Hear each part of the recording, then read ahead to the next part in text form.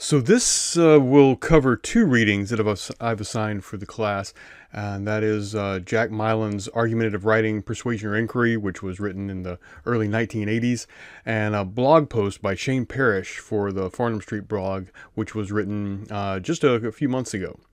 And though they were written a long time apart, more than 40 years apart, they both have in common a common concern, a common decision we have to make about writing. So first of all, Shane Parrish is a blogger, but he started out working for the Canadian intelligence agency. And he started keeping a blog on the side, but then he found that many of his subscribers weren't just sort of random people looking for something to read. They were working on Wall Street. They were working in Silicon Valley. They were people who needed to make strategic decisions and whose decisions had great consequences for themselves and for other people. And so it's a great resource. The Farnham Street blog is a great resource. We'll be reading it again in this class. But in this case, he's talking about writing as one part of the process of making very important strategic decisions. And he starts off talking about particularly writing in the age of AI, when I can just go to ChatGPT and have it compile information for me and write it up in a sort of report. And that's an important term that I'm going to distinguish from words like essay and that kind of thing later. But it's great for just sort of writing up in readable, interesting language a report of information based on its training and the data set that it has access to at the time. So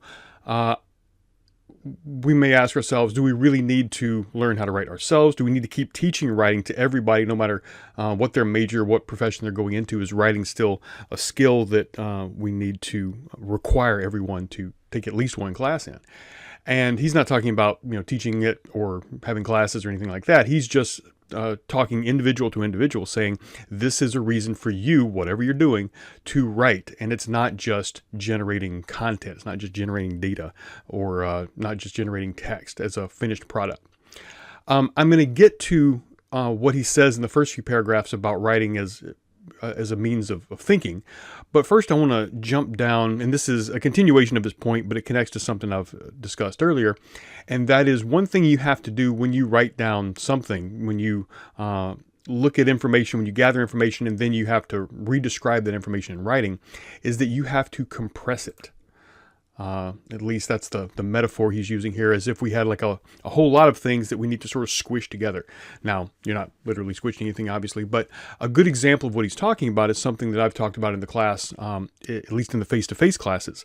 I encourage everyone in a face-to-face class to take notes in a paper notebook, do it during lecture, do it during discussion, do it during your reading. Like when you're reading, it's very easy to just sort of highlight and make notes in the margin on a document like a PDF, but you will have to do a little extra work to write it down in a notebook. But that extra work is actually going to be very beneficial for you. In the syllabus, I included a link to the Scientific American article that summarizes a study that was current at the time. This is back in 2014, but it still holds true. And it was, again, based on studies that go back decades earlier, which looked at people typing on a typewriter. The 2014 study was looking at students using laptops. And in the study where half the class would be asked to keep notes on a laptop, the other half of the class was keeping notes, writing them out by hand. And they were tested at the end of that class and also weeks later to see, who was able to keep better notes. And obviously, even if you're not that great at typing, you can probably type faster than you write. That means you can you can type more of what you hear more quickly and record more of it. So it might seem like that's the best way to go. But what you have to do, precisely because you write slower, is that you have to actually learn what is being said as you write it down, because you don't have time to write everything down. So you can sort of translate, your brain goes into this activity of translating sound into text when you're typing, because that's all it has to do. It's got time to just take all the sound and translate it into text. But if you have to write it out, you don't have time to do that. So your brain goes into the understanding and restating, which to restate something, you really have to understand it, or at least you have to try. And that activity is part of the process that actually results in students taking handwritten notes, actually learning the material on the spot and actually remembering it longer. So as that study points out, or at least as it's redescribed in the Scientific American article, students who wrote out their notes on paper actually learn more. They may not record more, but they learn more.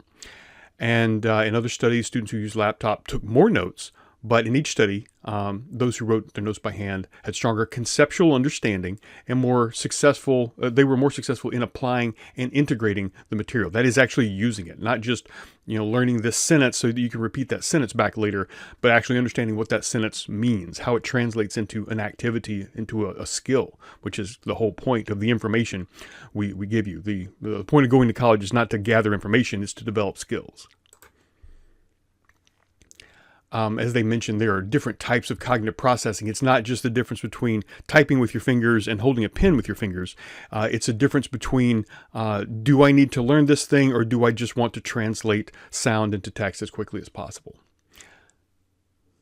And they use a metaphor I'm going to come back to later. They say taking notes by hand forces the brain to engage in some heavy mental lifting. So heavy lifting as a metaphor. The brain is, working the same way the body does. The more you exercise, the better you get at this thing. So that's an example of what he calls compression. That's why compression that you do in writing is actually learning as well as recording something. But then I back up to this that he actually says before this in the blog, because it's one of the things that catches people by surprise. And it's one of the things that needs a lot more explanation. It's probably going to seem, a little overstated at first, maybe even a little insulting. When he says writing is the process by which you realize that you do not understand what you are talking about. Now, that might seem like he's pointing a finger at you, but notice he's talking to any Homo sapien. Keep in mind the scientific name for human beings is, Homo, wise, and sapiens. Homo is man, and sapiens is wise. But of course, we aren't quite as wise as we tend to think we are most of the time. But a lot of times we can fool ourselves, and through fooling ourselves about how smart we are, how much we know, how wise we are, we can fool other people. But when you have to write something, that's when you're sort of confronted with what you actually know and what you actually don't know. That's what he's getting to here. So writing is the process by which you realize that you do not understand what you're talking about, and it's the process by which you figure it out. Writing about something teaches you about what you know, what you don't know, and how to think. This is another one of those statements that, again, sounds overstated, but we all think we know how to think because we can think, but it's when we stop to think about how our thinking works, something we're going to call metacognition, which I'll come back to in a minute. That itself is a skill that will reveal to us we actually don't know as much about our own cognitive processing as we think we do. So he says here, writing about something is one of the best ways to learn about it. Not just reading about something, but writing about it. It's not just a vehicle to share ideas with others. So it's not like I've got all the knowledge in my head already, then I start to write. But it's a way to understand those ideas better yourself. Now, when he says you don't know as much as or when he says you realize that you don't know what you're talking about, again, this is a very common problem. This is something that's been studied a lot. The psychologist Francis Kyle has done probably the most in studying this kind of phenomenon, the illusion of knowledge, or more specifically in this case, the illusion of explanatory depth. Psychologists wanted to compare how much people thought they knew about a given subject to how much they actually knew, but that would be difficult to test if you wanted to test like someone's understanding of aeronautical engineering. You would have to actually learn all these things about aeronautical engineering before you would be able to test someone on their knowledge. But what they figured out is that you don't actually have to learn all that as a psychologist to perform one of these studies. All you have to do is ask someone, how well do you think you could explain this difficult subject, and then ask them to actually explain it. So he uses this illustration as an example. When people are asked to explain, how well do you think you could explain how a helicopter works? We tend to think we can explain it as in the level of detail that you see in the diagram on the left. There's all these notations about what the different parts of the rotor's gears are doing. And of course, it doesn't even get into like the lift coming from the air and stuff like that. How the air's interaction with the helicopter, or the motor that's turning those gears, that's turning the rotor. But we think, okay, I can answer with a certain degree of detail because I am familiar with helicopters. Helicopters don't strike me as something that is too technical for me. I've seen them fly. I've been on them in the past, so I could probably explain it pretty well. But that confidence melts away when you're then asked, okay, explain it. So people will then start to think, okay, well, it's got a rotor, and that rotor rotates, and it goes up, and that's about as much as I know about how a helicopter works. But it's only when they have to explain it that they suddenly realize, oh, wow, I don't know this as well as I thought I did. Now, the studies didn't stop there. Maybe helicopters a little too much to ask. Let's start with something simple that everyone, for the most part, is familiar with. That is, how does a bicycle work? Could you explain how a bicycle works in a good amount of detail? Most people say yes. Even if I haven't ridden a bicycle since I was a kid, I still remember how it worked. I rode it all the time at one point in my life, so I could definitely describe how it worked. And so the psychologist Rebecca Lawson did this study where she would provide people with this very simple drawing, and she would say, could you complete the frame with just adding one more line, put the pedals where they go, and put the chain where it goes. And again, seems like a very simple thing. People were very confident that they could complete it. And yet the results she got, well, even before she didn't necessarily ask them to do it themselves, they just had to look at these choices here. You got 4 choices. And the top line, which of those 4 bicycles shows the frame the way they typically look. In the middle row, which of those puts the pedals where it should go. In the bottom row, which one puts the chain where it actually should go. And she would get some accurate results, but she would also get results like these. Some people had the chain going all the way around. In fact, a lot of them had the chain going all the way around the gears for both wheels, although the front wheel in most bikes doesn't have a gear. And it certainly doesn't have pedals on it. Now, a recumbent bike maybe, but that's not the one that she prompted them with. So if you were to push the pedals in the top left or bottom right examples, you would have to lean back and then put your feet very far forward. If you're going to sit up straight, then you have to have the pedals just slightly in front of you and down below. And then if the chain was going to go all the way around both wheels, the gears on those pedals, the pedals are attached to gears, the gears turn the chain, but the chain wouldn't have much grip, or it wouldn't be able to get its teeth into the chain. The gears wouldn't be able to get their teeth into the chain enough to really keep it from slipping out. So, and note, this isn't just, these diagrams aren't just completed by people who are, unfamiliar with bikes. The person in the top left, we're told, is someone who rides a bike about once a month. And the person in the bottom left is someone who cycles most days. And yet, they don't really know what the gear system below them looks like, or the frame. So they don't have to, though. They can just think, okay, I just sit on the seat and I push down with my feet. I know that movement. I don't have to know how the thing works. So I know that I can work it, and I know what I have to do to make it do what I want, but I then confuse that with a level of detailed understanding that I do not have. And I do not realize how little I understand this thing that I'm familiar with, the things that I use, until I'm asked to explain it. Not to use it, but to explain it. Another example or another way of studying how much people feel confident a little too quickly is this example that probably comes from some very old brain teaser from some book from the 50s or 60s, at a time when you could buy a baseball bat for $1 and a ball for less than that. But in this example, people are asked, a bat and a ball cost $1.10 in total. The bat costs $1 more than the ball, so how much does the ball cost? And if the number that pops in your head immediately is 10 cents, well, is it 10 cents? Well, okay, no, it's not 10 cents. If it was 10 cents, if the ball cost 10 cents and the bat cost $1 more than the ball, that means it would be $1.20 total. 10 cents for the ball, $1.10 for the bat. Put the two together, that's $1.20. That's 10 cents too much.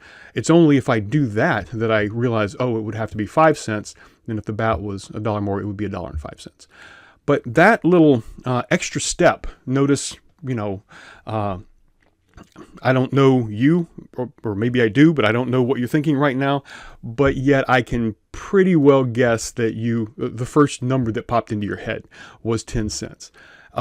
Shane Frederick, the psychologist who used this in a study, picked it for that purpose. He wasn't looking to see if people got the answer right quickly. He was looking to see if they got the answer right in spite of the quick answer. He knew everybody was going to say the same thing at first, or at least it was going to pop into your mind. The 10 cents is going to pop into everybody's mind immediately because we're using a heuristic. That is a simple rule to solve a problem quickly that might not actually be the best rule.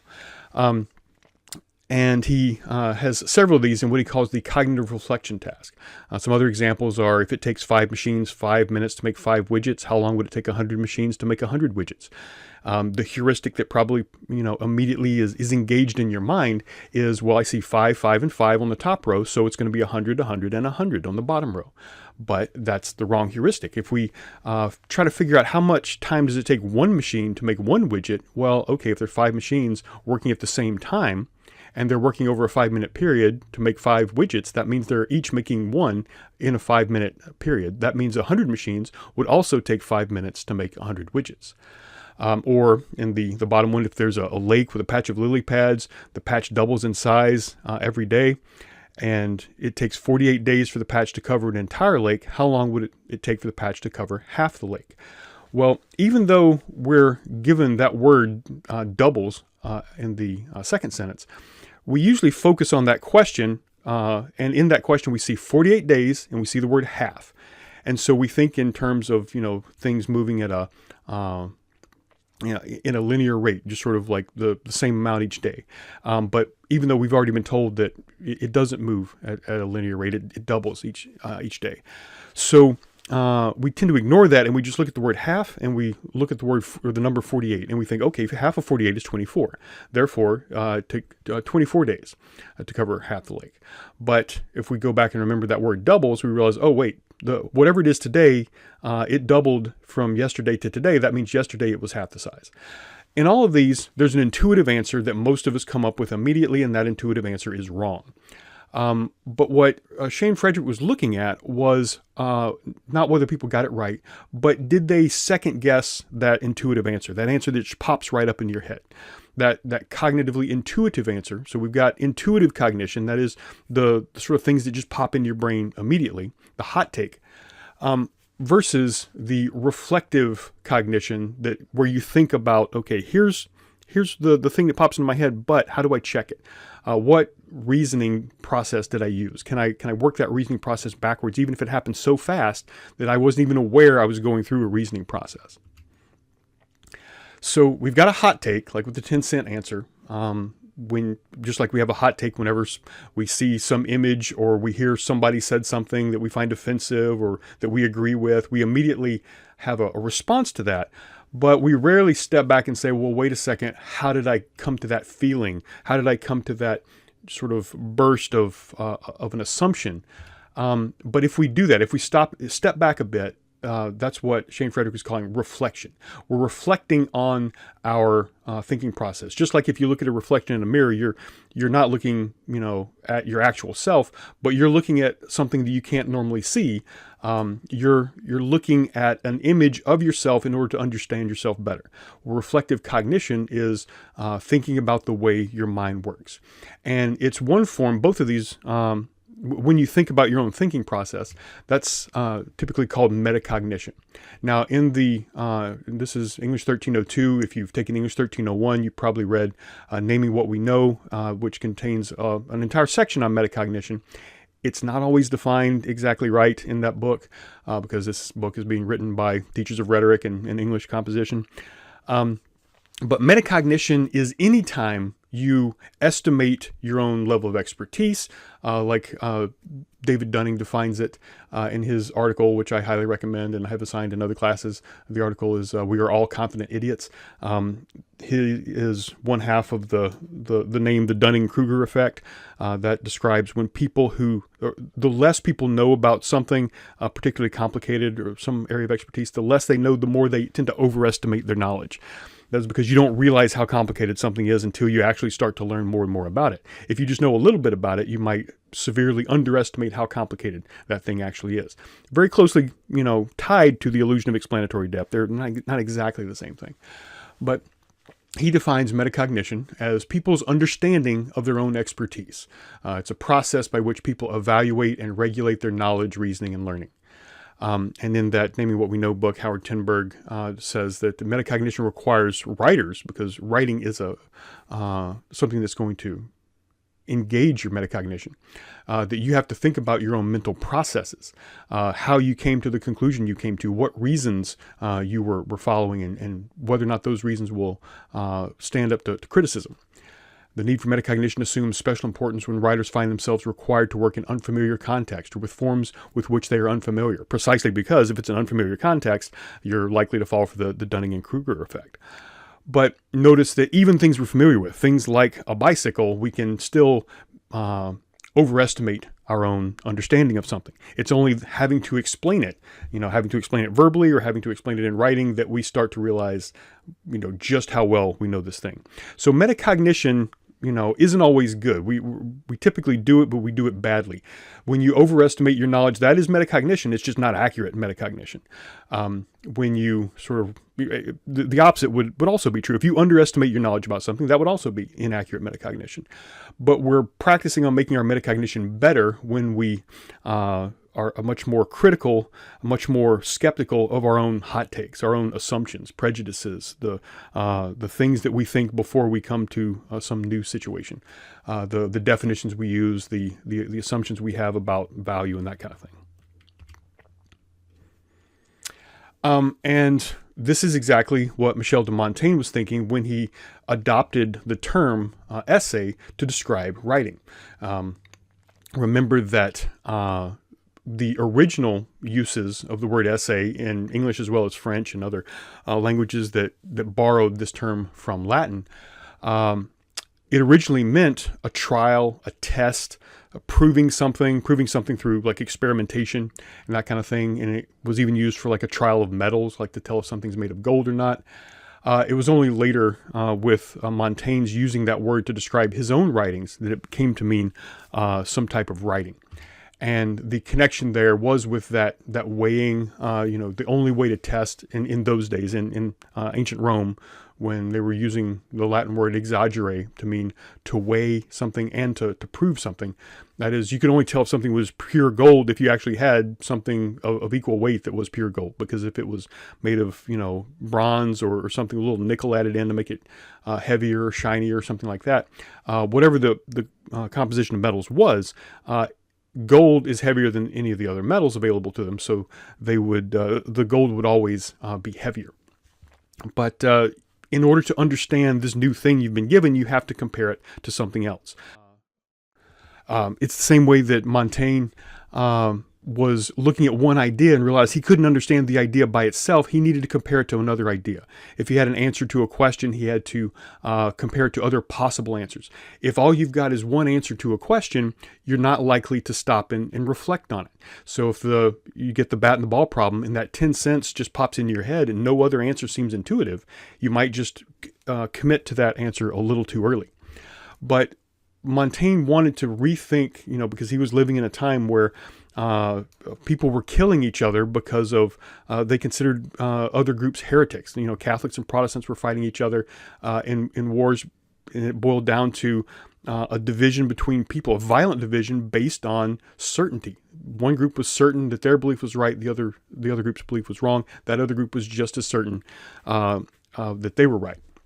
And Montaigne was not that kind of person. He wasn't going to say, yes, I'm right, and just fight for that. He wasn't taking that soldier mindset. He was the kind of person that said, here's what I think, but why do I think that? Let me write out my reasons for it and compare it to other alternatives. So his writing can be kind of hard to read. I'm sure it very much frustrated the typesetters and the very early printing press that he was using there, because they go through the trouble of putting every single little metal type piece for every letter in the entire work. And they get it printed, and then he picks it up and just scratches things out and says, I want to change this, and I want to rewrite this whole section. But that's because he was constantly writing as an activity. He was writing to better understand and better, do it over and over again to realize how much he hadn't really thought about this thing that he thought he understood.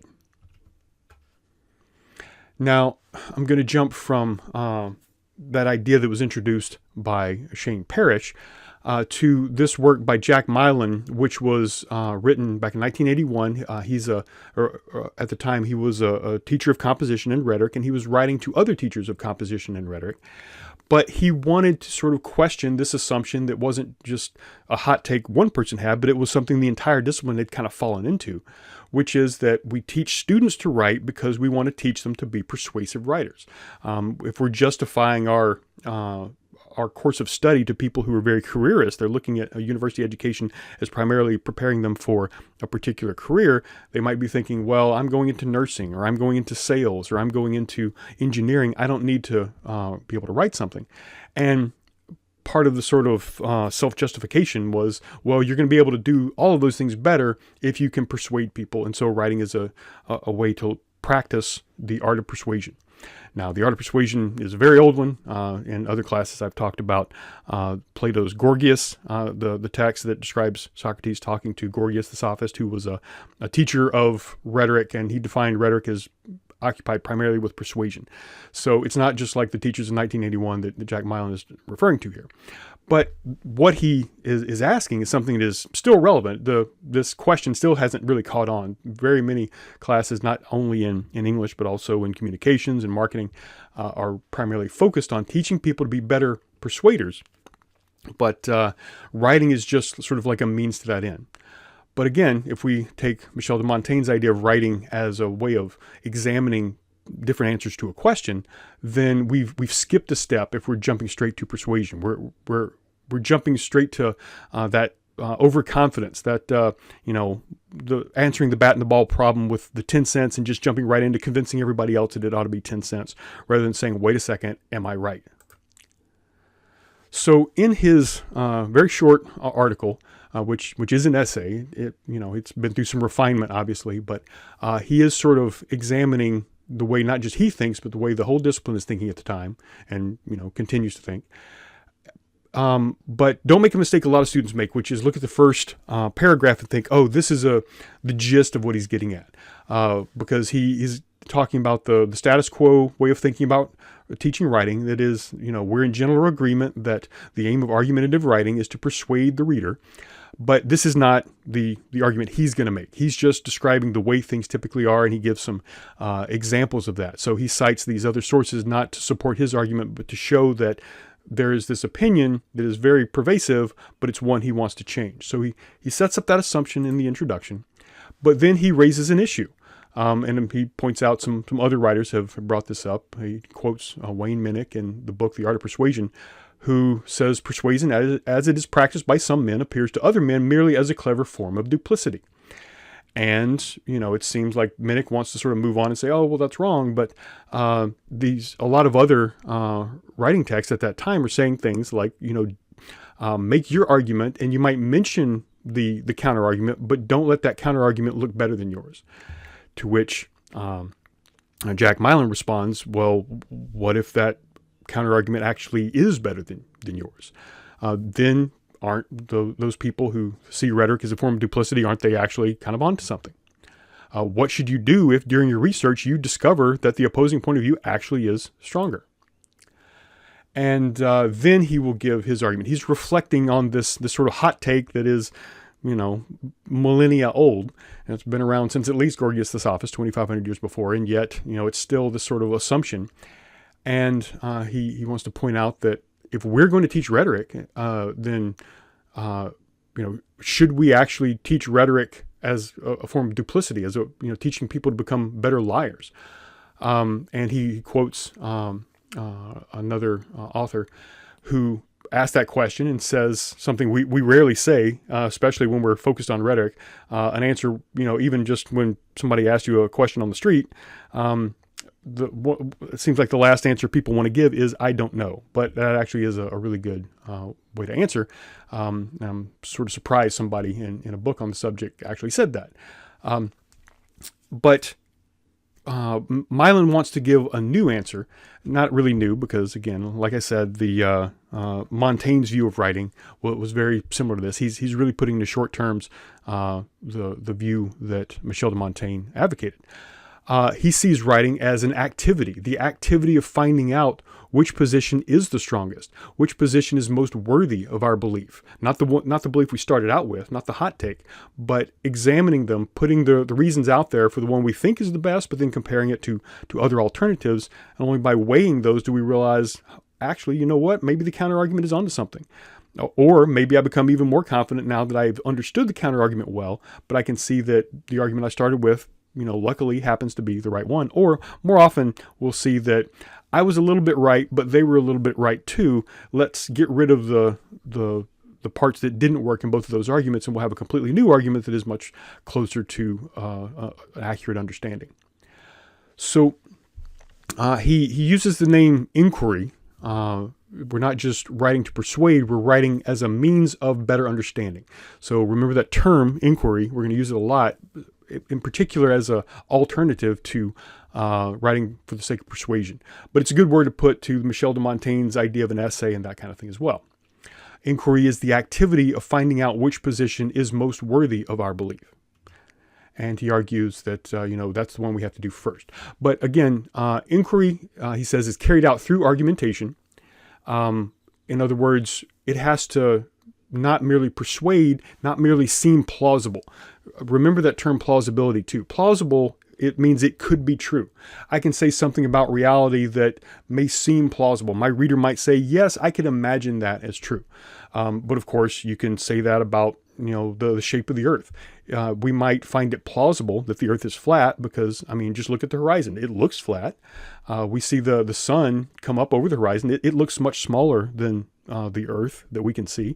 So to say the earth is a flat disk or something, that seems plausible until we look for more data, till we look at things like, why are there time zones, and why do planets like Venus have the orbit that they have. So plausibility is something that we can generate quickly based on the hot takes without, going back over the reasons we might be wrong. But what inquiry demands, according to Milan, is the test of objections. Again, essay as test, as comparing two things. We need those objections. And if we can't generate them on our own, we need someone else to disagree with us. We need someone else to challenge elements of our arguments, elements of our thinking that we didn't notice before. So in order to move from persuasion to persuade something by showing something is plausible, we want to know if it's true, and we need objections. We need some sort of counter-argument to help us perform that test. And that's why he's not saying we shouldn't learn to persuade. He's not saying we shouldn't teach students to persuade. He's saying we should do the inquiry part first in writing, not just say, I assume you already know what you're talking about, so now I'm going to teach you to persuade people of that thing.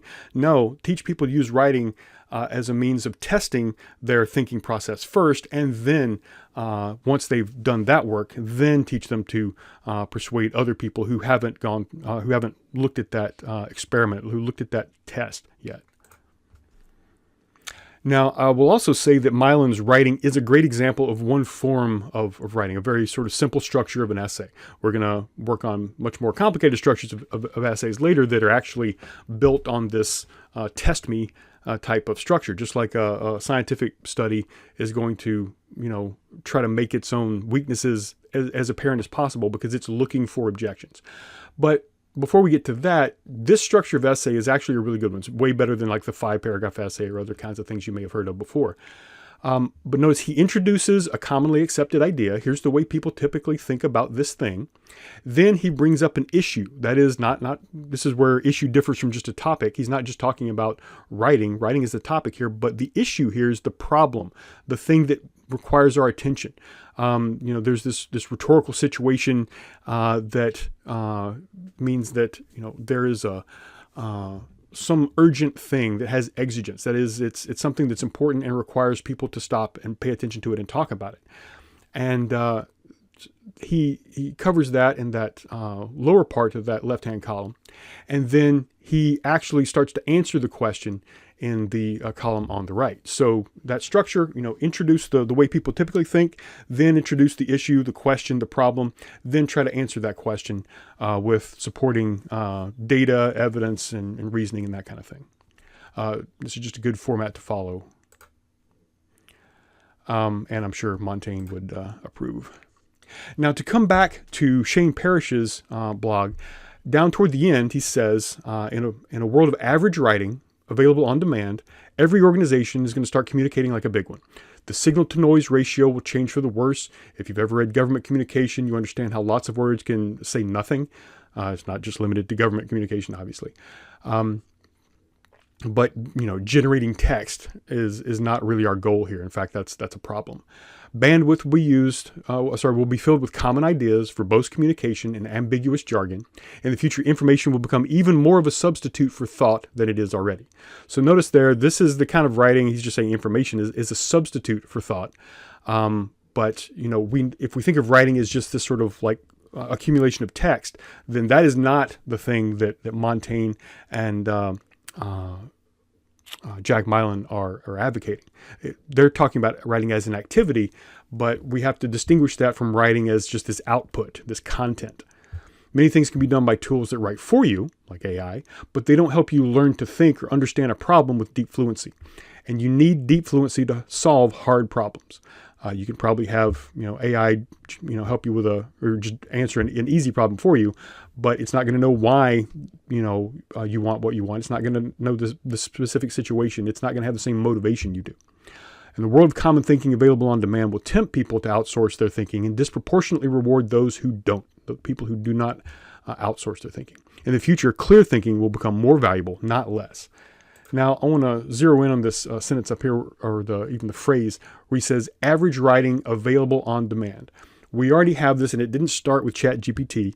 It didn't really start with autofill, but ChatGPT is like the sort of next level of evolution from the autofill that sort of, you would type something into Google or into your, text message or something on your phone, and the software would try to generate what it thinks you're going to say next. And it would base that on, your personal data that it had accumulated. It would base that on what most people do when they do a Google search or something like that. It would say, okay, most people, when they write these words, then write this. So if I write in, why does autofill, it will fill in things like, why does it not work? Why does it exist? Why does it only work sometimes? Why doesn't it work on the iPhone? Why isn't it working? So it's clearly Google isn't trying to say like, this thing I'm doing right now is not a functional thing, but it is, gathering what other people have asked and, suggesting that because other people have followed those words with these words, maybe that's what you want to do as well. Well, what ChatGPT is doing is sort of the next level. It's been trained. It's not just sort of like, taking all of the internet, and it's not taking your, personal data, but it has been trained on certain information, and it's using that information to try to figure out what words you want in response to the words that you've given. Now, notice the difference between that and thinking. And what it's doing here, again, is not something that people don't do. People do this frequently. Like when we respond with cliches, that is essentially what ChatGPT is doing. I've heard this question before, and I've heard people give this answer. So when you ask me that question, I'm going to give that familiar answer. But that doesn't require thinking. It doesn't require thinking when we do it. It doesn't require thinking when Chat does it. So Chat's good at a hot take based on a lot more information than any of us individually have access to. But that's not exactly what we want most of the time. And importantly, according to Shane Parrish, that is not exercising. That's not that mental heavy lifting. So I'll use this metaphor a lot. Imagine thinking that you're getting healthier when you sail past everybody that's out running for exercise and you're riding in a golf cart. You're not going to get healthier from outsourcing this mental effort. So crossing the finish line isn't really the goal. The exertion, the sort of, testing yourself, that's the goal of running. We've got cars, we've got lots of other ways to move ourselves.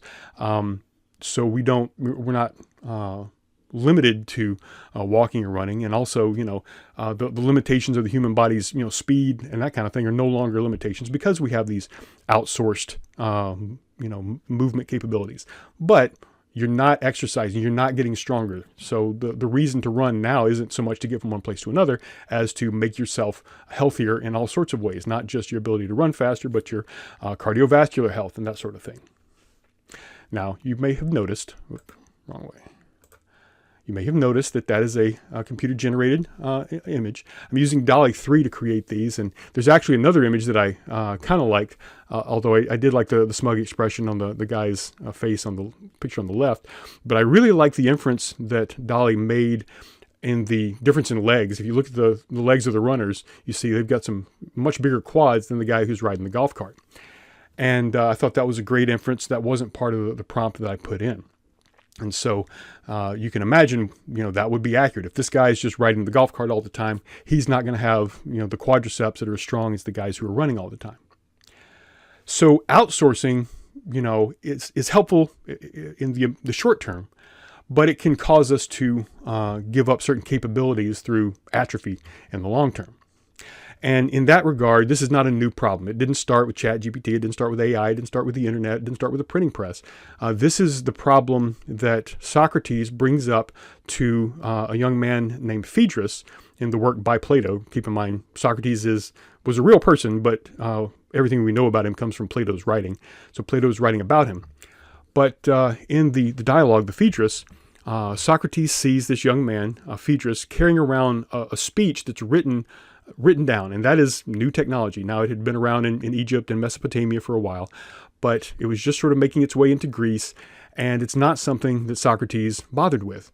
And of course, you can see the value of writing. I'm teaching a writing class. I'm not going to argue that it was a bad thing. And really, Socrates wasn't arguing that it was a bad thing. He just realized that there was something Phaedrus didn't quite understand about writing.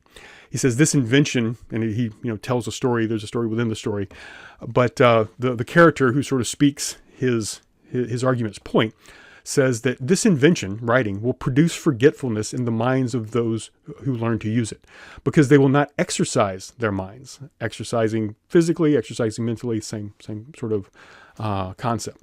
Their trust in writing produced by external marks, which are not part of themselves. So they don't have that knowledge in their minds. They have them in these external objects. That will discourage them from using their own memory, using the memory within them. And without instruction, without the people who wrote those books to explain what they meant, you could easily misinterpret the writing that you're reading. Without the instruction, they will seem to know many things because they'll be able to repeat these catchphrases, these things they've read, name drop, use big words that they've learned from books. But they will still remain ignorant, more ignorant than they appear. They will have the appearance of wisdom, but they will not have any real understanding. So you can see, again, not a new problem. When we can outsource some tasks, we tend to do that. But when we do that, it definitely has benefits. We don't want to throw away the new technology, but we want to be careful about how dependent we become with it. And again, I wanted to have a good image to go with the text here.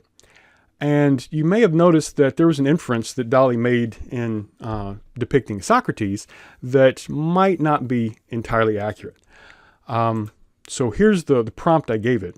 Socrates, an old bald man with a beard, dressed in classical Greek robes. I say that because I used some of the other image generators, and I just typed in Socrates, sort of assuming it would gather, the data and represent him as being bald and being old and, dressed in a toga or robes or something. And sometimes it would just, give me back images of like a young guy and wearing a suit and tie. So I typed it in this way. And I said, Socrates, an old bald man with a beard, dressed in classical Greek robes, walks and talks with a young Greek man wearing a toga, holding a papyrus scroll with writing on it, and with ancient Athens in the background. And, I just said ancient Athens, so if they've got this sort of Roman architecture rotunda in the background, I'm not going to fault them for that.